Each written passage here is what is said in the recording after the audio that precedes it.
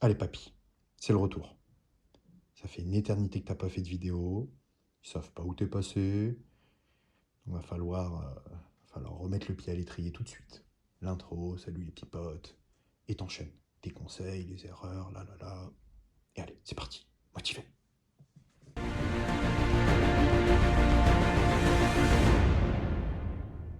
Salut les petits potes, bienvenue dans cette nouvelle vidéo YouTube. Très heureux de vous retrouver. Après un long moment d'absence, je me suis dit, post-confinement, reprise de la musculation en juin, c'est le moment. C'est le moment de faire une petite vidéo. Mes conseils, mes 7 conseils pour cette reprise. Conseils qui seront valables actuellement et qui seront valables aussi après n'importe quelle reprise, après les vacances, après une blessure, après un temps d'arrêt de votre activité physique et en l'occurrence la musculation. Avant de commencer, petite présentation. Pour ceux qui ne me connaissent pas, je m'appelle Jérémy Blondeau. Je pratique la musculation depuis bientôt 10 ans, ça passe vite. Je suis coach sportif, je suis athlète, champion de France IFBB. Je t'invite à me suivre sur Instagram, si ce n'est pas encore le cas. Quotidiennement, je te donne des conseils, que ce soit sur l'entraînement, sur la diététique, ma vision de la musculation, qui s'avère être holistique. J'essaye de prendre la musculation dans sa globalité. Donc, je t'invite à me suivre sur Instagram, Jérémy Blondeau, tout simplement. Je te mets le lien en description.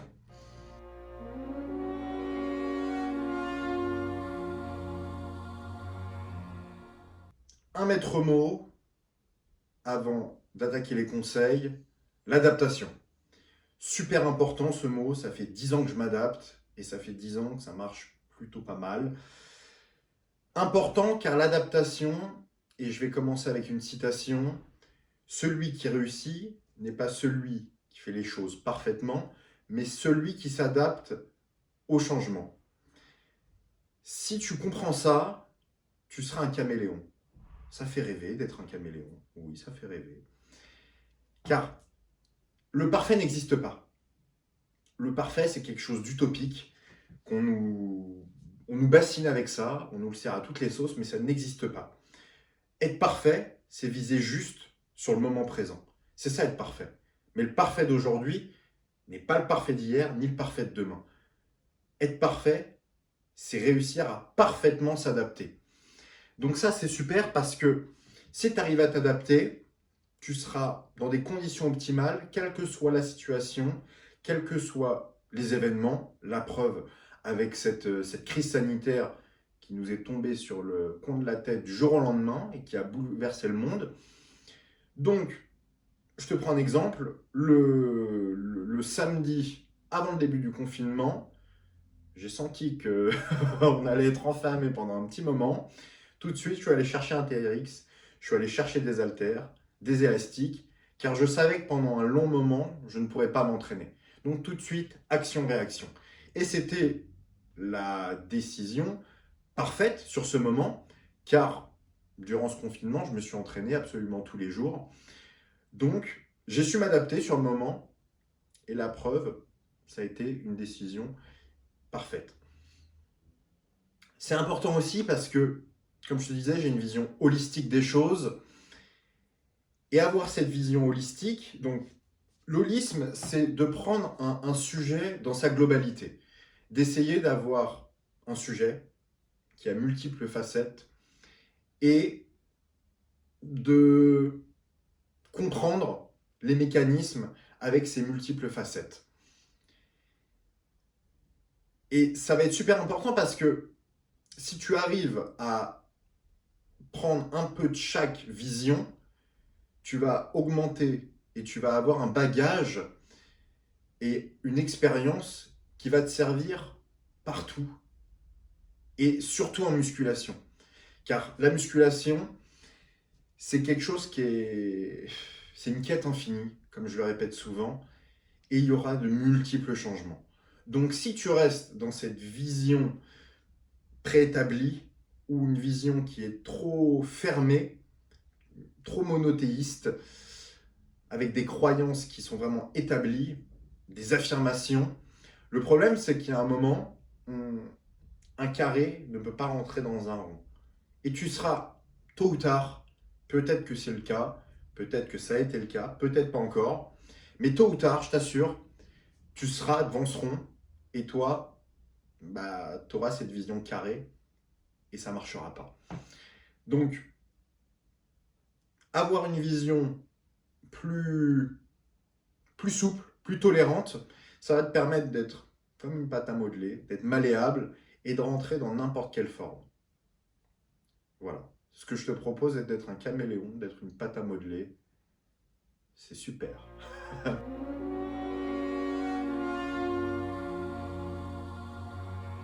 On est parti avec le premier conseil et la première erreur du coup. Cette erreur, ça va être de vouloir reprendre sa routine qu'on avait avant le confinement.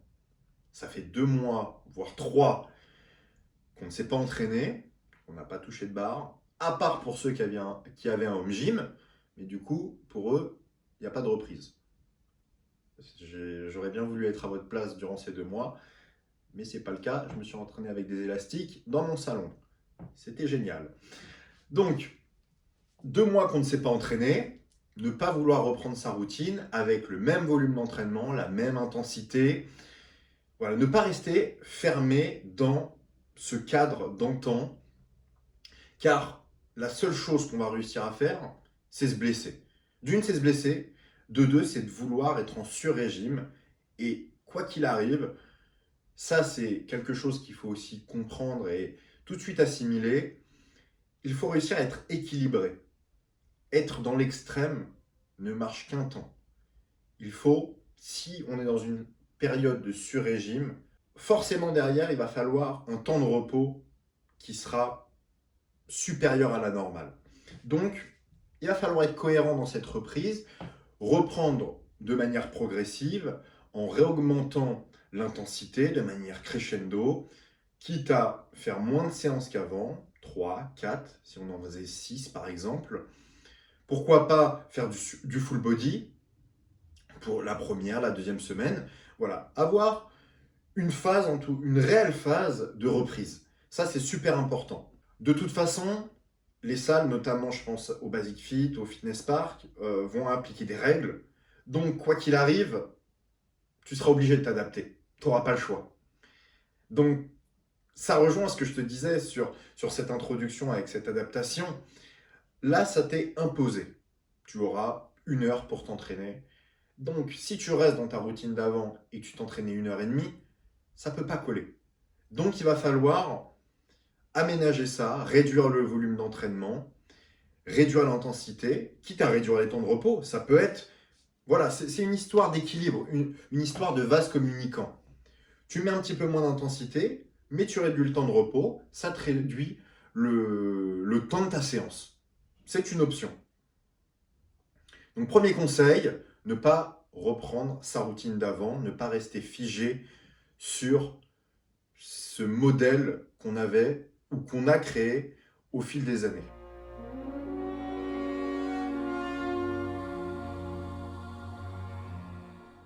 Deuxième point, on est sur un conseil et une erreur à ne pas faire qui sera dans la même lignée que le premier, ne pas vouloir rattraper le temps perdu.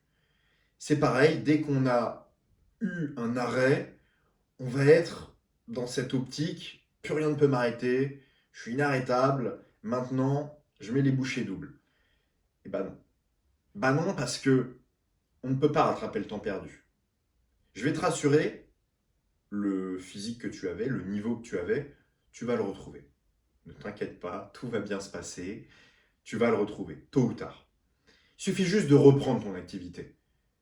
Tu es passé de 100 à 0, tu vas revenir à 100. Mais avant de revenir à 100, il va falloir 1, 2, 3, 4, etc.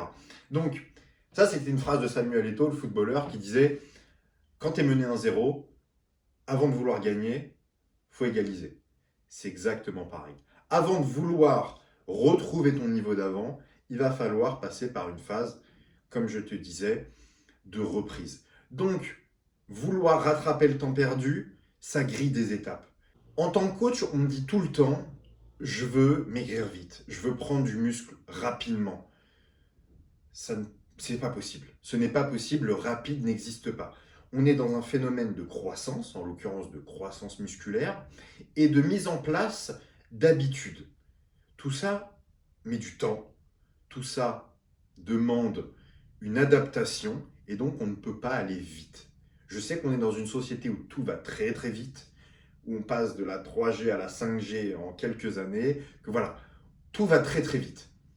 Mais la musculation, et la nature en général, n'est pas sur ce procédé de rapidement. Donc, n'essaye pas de rattraper le temps perdu, puisque quoi qu'il arrive, tu n'iras pas plus vite que le temps qui passe. C'est pas possible. C'est fait. Tu fermes la parenthèse, tu en ouvres une nouvelle, et qui, je t'assure, en finalité, sera bien meilleure, et tu retrouveras ton niveau, et même tu auras un meilleur niveau. Ça, c'est super important. Donc mon deuxième conseil, ne pas vouloir rattraper le temps perdu.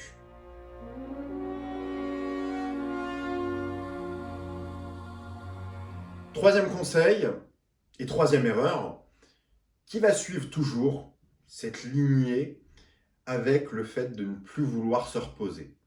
Forcément, on a été frustré, on a accumulé une frustration de ne pas pouvoir s'entraîner.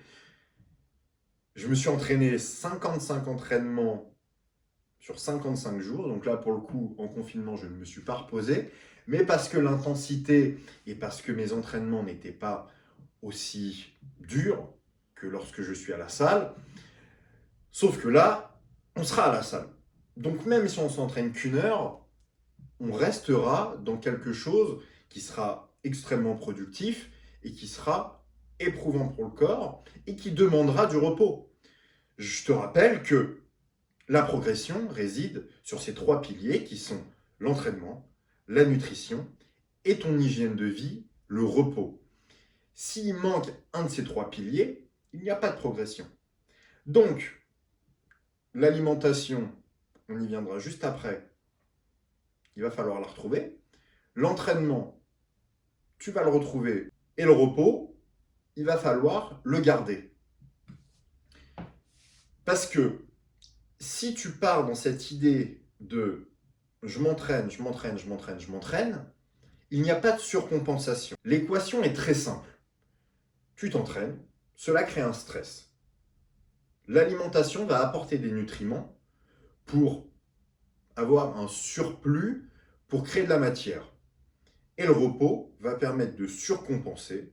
Tu étais à ce niveau-là, l'alimentation va permettre de réparer les dommages de l'entraînement, et le repos va te permettre d'arriver à ce niveau-là. Si tu n'as pas le repos, tu resteras toujours ici. Donc c'est super important de garder une équation qui soit équilibrée et surtout d'avoir un ratio effort-repos qui soit proportionnel. Si tu t'entraînes beaucoup, il te faudra forcément beaucoup de repos. Donc ce conseil est valable maintenant, car on est chaud là, on a envie d'y retourner, mais c'est valable évidemment tout le temps, et quelle que soit la situation, entraînement, nutrition et repos, ce triangle équilatéral.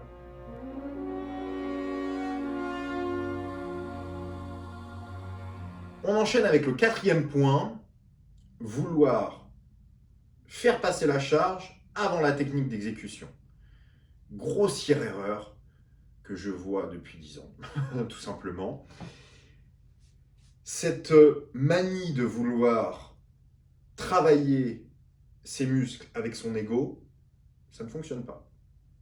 Donc je sais que tu as beaucoup de fierté, tu as envie de pousser lourd, de montrer que tu es fort, mais ce n'est pas productif. Une technique d'exécution sera toujours plus bénéfique qu'une lourde charge. Et je vais prendre un exemple tout simple avec du développé couché. Si tu fais ton mouvement parfaitement, barre à vide, tu recruteras 100% de tes pectoraux. Tu vas augmenter la charge, toujours 100%, etc., etc., jusqu'à approcher ton max, où logiquement, la technique sera un petit peu dénaturée, mais elle restera très correcte. Donc, proche de ta répétition maximale, proche du poids maximal que tu peux soulever, le recrutement musculaire sera aux alentours des 80%, 85%. Alors que si dès le départ, ton mouvement est bâclé, barre à vide, on est déjà sur un 85%. Ce pourcentage de recrutement musculaire, il ne va pas rester stable, il va diminuer. Et lorsque tu vas réellement mettre du poids, au final, tu vas juste déplacer cette charge. Et ça, si tu arrives à l'intégrer dans ton entraînement, les résultats seront décuplés. Parce que, quelle que soit la charge que tu mettras, tu seras dans le juste. Et donc, je te le répète, le but est d'être efficace. Le but n'est pas de mettre lourd. On travaille un muscle dans le but hypertrophie. On fait du bodybuilding. On est dans la construction. Le but n'est pas de construire la tour la plus haute et casse la gueule. Non, le but est de construire des fondations solides et d'avoir quelque chose qui soit équilibré. On y revient toujours, l'équilibre. Donc c'est un point super important. Profite de cette reprise, profite de cette remise à zéro pour réduire tes charges, reprendre de manière progressive en te focalisant sur la technique d'exécution et sur le fait de contracter et de recruter tes muscles, de ne pas soulever une charge. Sinon, range la salle et tu soulèveras plein de charges, mais tu n'auras aucun muscle. Donc la quatrième erreur à ne pas faire, continuer de se focaliser sur la charge et non sur la technique d'exécution.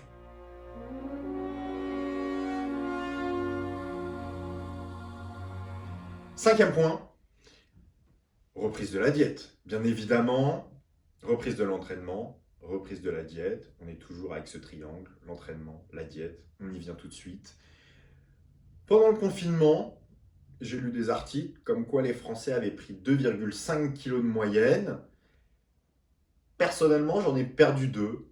Alors, peut-être parce que je m'entraînais tous les jours, peut-être parce que je faisais du cardio tous les jours, peut-être aussi parce que j'ai réduit mes apports caloriques. C'est pas peut-être, c'est sûr. L'alimentation, elle est en adéquation avec l'entraînement.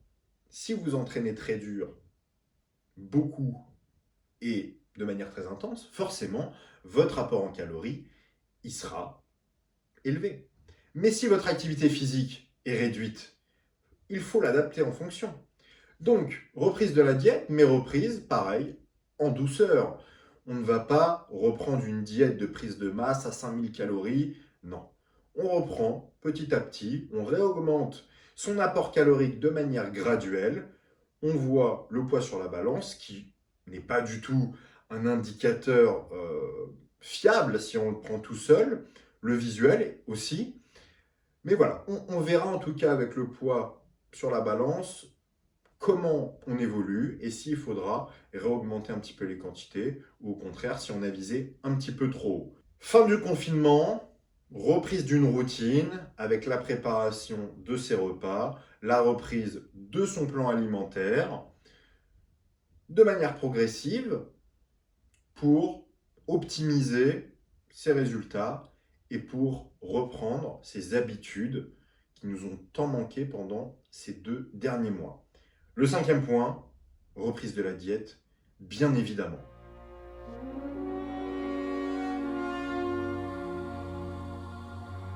On passe au sixième point, prendre du recul.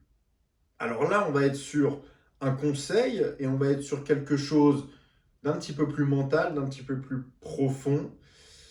Avec cette crise sanitaire et ce virus, on a pris conscience de pas mal de choses, notamment le fait que tout était éphémère. Tout était mouvant et changeant et que tout pouvait arriver. Donc là, mon conseil va être de prendre du recul en premier lieu sur son physique. Forcément, avec un temps d'arrêt aussi long, même si vous vous êtes arrêté, alors certains, physiquement, sont restés stables. C'est mon cas, c'est le cas de beaucoup d'autres personnes. D'autres, ça a été un peu plus compliqué. Mais il faut prendre du recul. Arrêtez d'être obnubilé par votre reflet dans le miroir. Votre corps va changer tout au long de votre vie, avec des événements, avec vos hormones, avec plein de choses. Donc il faut réussir à se détacher de l'image qu'on a de soi-même, qui forcément est subjective, et qui, quoi qu'il arrive, ne nous satisfera pas complètement. On aura toujours ce oui mais, parce qu'on regarde les autres, on regarde ce qui se fait à côté.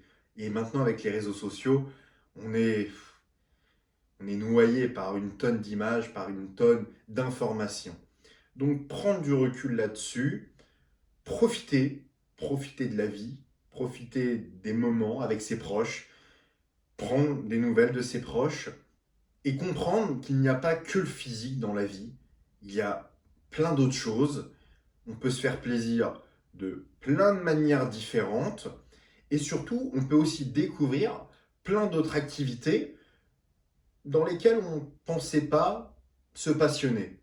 Pendant plusieurs mois, on a été privé de notre passion, de ce qui nous rendait en partie heureux. Donc, faites abstraction de ce que vous voyez dans le miroir, du physique, reprenez du plaisir. Super important de reprendre du plaisir. Moi, c'est ma motivation numéro 1. Pendant le confinement, je n'ai pas pris de plaisir à l'entraînement. Et ça m'a terriblement frustré. Donc, là, mon objectif est de reprendre du plaisir à la salle. Donc, faites-vous plaisir à la salle et prenez du recul. Car prendre du recul, c'est prendre de l'élan pour être meilleur qu'avant. 6e point.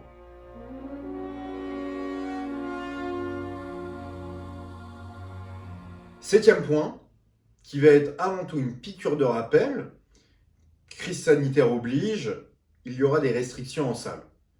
Mais je vous rappelle que l'hygiène en salle de sport, crise sanitaire ou pas, elle est primordiale, elle est obligatoire. Donc, n'oubliez pas votre serviette, n'oubliez pas de nettoyer vos machines, et s'il vous plaît, rangez vos poids. Rangez vos haltères, déchargez vos machines, ça fait partie de la routine. Donc, ce 7e point, arrêtez ces mauvaises habitudes. S'il vous plaît, je vous en conjure. Faites-le, parce que ça fait partie, comme je vous dis, de votre routine, mais faites-le aussi pour les autres. Pensez aux autres. Pendant 2 mois, tout le monde a applaudi les soignants à 20h, c'est génial, et là vous allez retourner à la salle et vous allez penser qu'à votre gueule. Non. Faut être cohérent. Donc on se sert de cette reprise pour décharger ses machines, pour les nettoyer et pour ramener sa petite serviette, comme à la plage. C'est pas très compliqué.